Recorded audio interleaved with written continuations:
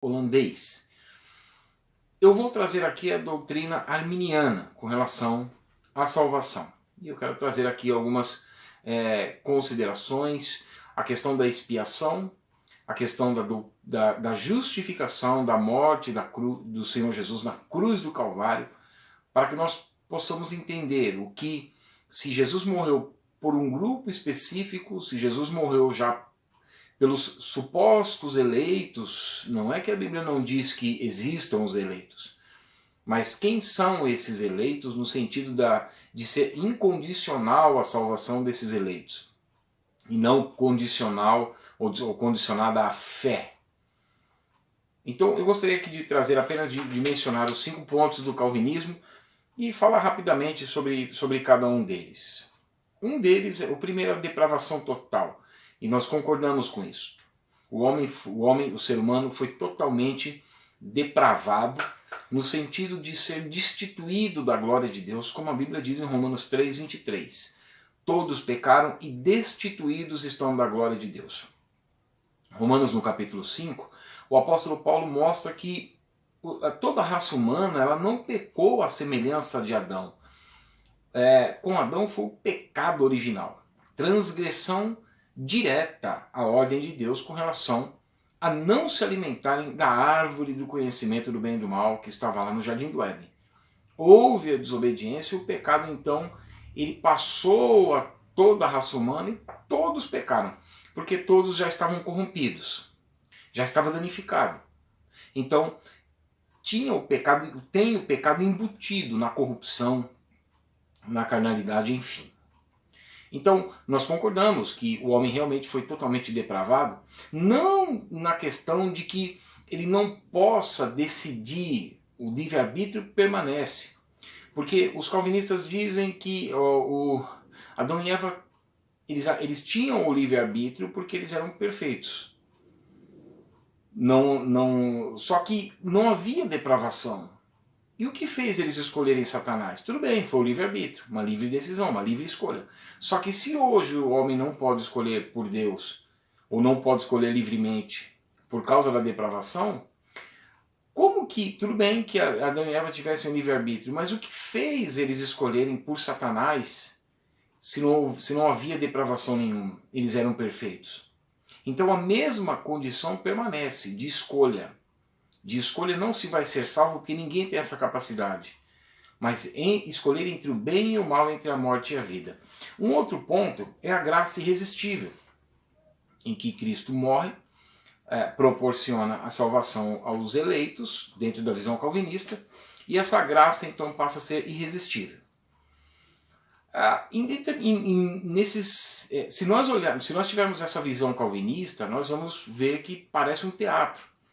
Deus já determinou que aquele grupo será condenado, só que mesmo assim prega, demonstrando amor, demonstrando misericórdia, mas acaba mandando aquelas pessoas para o inferno porque ele já tinha programado que aquelas pessoas iriam para o inferno. E nós não vemos isso com relação ao jovem rico. A Bíblia diz que Jesus, tendo visto o jovem rico, o amou e proporcionou salvação para ele, mostrou o caminho, né? Quando Jesus não diz que a salvação viria pelas obras, se ele desse tudo que ele vendesse e desse tudo para os pobres. Jesus mostra que a salvação estaria em segui-lo. E aí sim ele ajuntaria tesouros no céu. A Bíblia diz que o jovem rico, indignado, virou-se e foi embora. Jesus o amou. Como a Bíblia diz em João 3,16 que Deus amou o mundo. O mundo é o mundo mesmo, é o cosmos. A terra e tudo que nela pertence. A Bíblia diz que Deus ele estendeu as mãos todos os dias a um povo rebelde e contradizente. A questão não é se está falando deste ou daquele grupo. A questão é o princípio. O princípio é que Deus estendeu a mão e o povo foi rebelde e contradizente. Então a graça ela pode ser resistida, porque Deus permite que isso aconteça. Expiação limitada. Os calvinistas dizem que a expiação de Cristo, a morte de Cristo na cruz, ela foi limitada. E aí nós vamos entender um pouquinho, um breve estudo que eu quero passar, que a expiação ela é ilimitada e não limitada. Já vou passar rapidamente quando a Bíblia usa essa expressão, né, mas a todos quantos, isso é uma locução pronominal indefinida. Ou seja, é para todos os que ouvem e recebem a palavra de Deus, como fala dos solos, né? A Bíblia não diz que o problema está na semente, porque a semente ela é lançada, ela é a palavra de Deus e quer alcançar, como diz em 2 Pedro capítulo 3, verso 8 a 10, 1 Timóteo capítulo 2, verso 4 e 5, que o desejo e a intenção de Deus é que todos cheguem ao arrependimento. Então a graça ela passa a ser ilimitada e aplicada na vida dos que creem. Perseverança dos santos. A perseverança dos santos ela não é algo que foi embutido, ela é um mandamento, né? Como o Senhor lá em Mateus 24, 12, quando ele diz que por se multiplicar a iniquidade, o amor de muitos se esfriará, mas aquele, novamente, locução pronominal indefinida, mas aquele que permanecer, aquele que perseverar, mas todo aquele que perseverar até o fim, esse será salvo. É um mandamento. Advertências, várias advertências na Bíblia nós temos no Novo Testamento para que haja, para que o ser humano mantenha a sua salvação, como Paulo fala em Filipenses 2,12, desenvolver a vossa salvação com temor e tremor. Eleição incondicional. Essa eleição incondicional, quando nós olhamos ali para Esaú e para Jacó, nós vemos que a eleição incondicional é com relação à nação de Israel. Os 11 primeiros capítulos da Bíblia, onde houve ali chamados primórdios, Éden, dilúvio e Babel, houve a rebelião, o ser humano no centro das atenções, e por fim, Babel, Deus espalha, e como sinal de maldição ele coloca todos os idiomas que aí existem hoje, que foram se desenvolvendo outros depois, em sinal de confusão, espalha. Só que aí no capítulo 12 há o chamamento de Abraão, que a partir dali se iniciaria a nação de Israel, a partir dos dois então, Esaú e Jacó, com relação a Jacó na realidade, não havia feito bem ou mal para que a eleição viesse. Então a eleição é com relação à nação de Israel para que servisse de nação sacerdotal, as 12 tribos então saindo, e aí depois da tribo de Judá vindo o Salvador do mundo. Essa é a eleição incondicional. Então, é possível perder a salvação? Eu gostaria de tratar, como eu já disse, na questão da visão arminiana. Deus usou esse critério. Qual foi o critério que Deus usou? Deus, Cristo, ele, como todos pecaram, lá a partir de Adão, se nós podemos ver lá no capítulo 5 de Romanos, Paulo fala que todos pecaram, e depois a morte passa a reinar. No versículo 23 do capítulo 6 mostra que o salário do pecado é a morte, porque o ser humano deveria morrer, como está lá, como eles pecaram em Gênesis 2, 16, 17. No Levítico 17, 11 mostra que a vida de toda a carne está no sangue, e Hebreus 9, 22 mostra que sem derramamento de sangue não há remissão de pecados. Morte. Tem que morrer. Então, a Bíblia diz que Deus, a condenação por uma ofensa, que foi a de Adão, a condenação veio como juízo sobre todos. Como diz em Romanos 11, 32, que Deus encerrou a todos debaixo da desobediência. E aí, como diz, continuando em Romanos 5, 18, para que, através de um ato de justiça de Cristo, viesse salvação e graça sobre todos. Em Romanos 11, 32, como eu já mencionei, Deus encerra todos debaixo da desobediência para com todos usar de misericórdia. Então esse todos, como Romanos, eles podem querer contradizer, como Romanos 11, 32 mostra que Deus encerrou a todos debaixo da desobediência. Esse todos eles querem dizer que é apenas um local específico, um grupo que Deus já reservou para ir para o inferno. Só que em Romanos 5, 18 fala que por uma ofensa veio a condenação sobre todos. E também veio graça sobre todos por um ato de justiça de Cristo. E aí nós vamos entrar nessa questão do que o Senhor diz em João 5,24. Todo aquele que crê em mim, novamente, locução pronominal indefinida, está disposta à salvação por um tempo determinado, individualmente para cada pessoa, porque pode morrer, e também pelo tempo que resta ainda, até o dia que Deus estabeleceu para julgar a raça humana.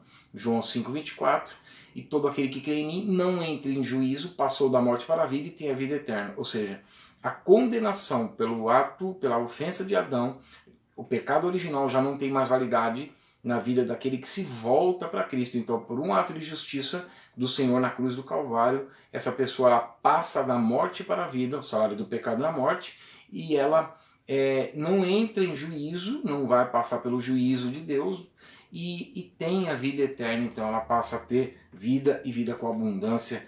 Então João 3,16 mostra isso. Deus amou o mundo de tal maneira e que deu o seu Filho unigênito para que todo aquele que nele crê, novamente, locução pronominal indefinida, não pereça, mas tenha a vida eterna. E isso é restauração unilateral. Não é que nós decidimos se vamos ser salvos.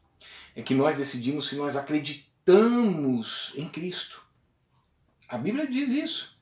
Aquele que crê em mim, todo aquele que crê em mim, Deus amou o mundo de tal maneira que deu o seu Filho unigênito para que todo aquele que nele crê. E essa fé é produzida pela palavra. As pessoas estão rejeitando a palavra hoje. Então quando nós olhamos ali em Romanos 3, do 21 ao 26, vai mostrando que a salvação ela é unilateral, ela pertence a Cristo. O ser humano não coopera para a salvação em nada. Ele apenas recebe ou não a salvação. Ele apenas recebe ou não a mensagem de salvação, que é o que fala em Romanos 4, 24 e 25, que Cristo Jesus, segundo as Escrituras, morreu pelas transgressões, mas ressuscitou para a justificação de todo aquele que crê. Efésios 2:8, salvos pela graça. Armínio menciona que existem a redenção, ela tem dois efeitos: a redenção obtida e redenção aplicada. A redenção obtida é que dependeu de Cristo, como diz em Tito capítulo 3, versos 5 a 7. Não por obras de justiça praticadas por nós, mas pelo lavar regenerador e renovador que ele abundantemente derramou sobre nós por meio de Cristo Jesus. Então, não depende do ser humano. Pela graça sois salvos. Isso não vem de vós, é dom de Deus, não de obras para que ninguém se glorie. Ou seja, o que era para condenação. E Romanos 1,16, o apóstolo Paulo fala: não me envergonho do evangelho, porque ele é o poder de Deus para a salvação de todo aquele que crê, primeiro do judeu, depois do grego, porque para com Deus não há acepção de pessoas, como diz também em Romanos capítulo 2, versículo 11. E aí continua dizendo no versículo 17 do capítulo 1 de Romanos: porque nele, no evangelho, boas novas, se revela a justiça de Deus. Ou seja, o que era para condenação se revela, a justiça de Deus, que era a condenação para a morte, a ira de Deus se revela no evangelho. Como está escrito: de fé em fé, o meu justo viverá pela fé. Aí já entra a fé. Não pelo que você pode fazer por si mesmo, mas pelo que foi feito por Cristo na cruz. Então, Efésios 2:8, isso não vem de vós, é dom de Deus, não de obras para que ninguém se glorie. Então, se eu creio, então eu passo a ser feitura, pois somos feitura dele, recriados em Cristo Jesus para as boas obras, e aí entre os frutos, em demonstração de que a graça realmente está em nossas vidas. E Colossenses capítulo 1, verso 13 a 20, vai mostrando que é de forma unilateral. Deus na cruz estava se reconciliando consigo mesmo em todas as coisas, porque ele trouxe maldição. Essa é a maldição, é a ira de Deus. Então ele se reconcilia na cruz. Agora, redenção obtida. Agora existe a redenção aplicada, foi isso que eu falei. Roma é locução pronominal indefinida, é o que fala em João 1,12. Perdão. Mas a todos quantos o receberam, deu-lhes o poder de serem feitos filhos de Deus, a saber, os que creem no seu nome. João 6,37. E todo aquele que o Pai me dá virá a mim. E aí então eles falam assim: por que o Pai não dá a outros? Porque Romanos 8,27 mostra aquele que sonda mentes e corações. Ele sabe qual é a intenção do Espírito, porque segundo a vontade de Deus ele intercede pelos santos. Ele sonda as mentes e corações e sabe quem vai crer.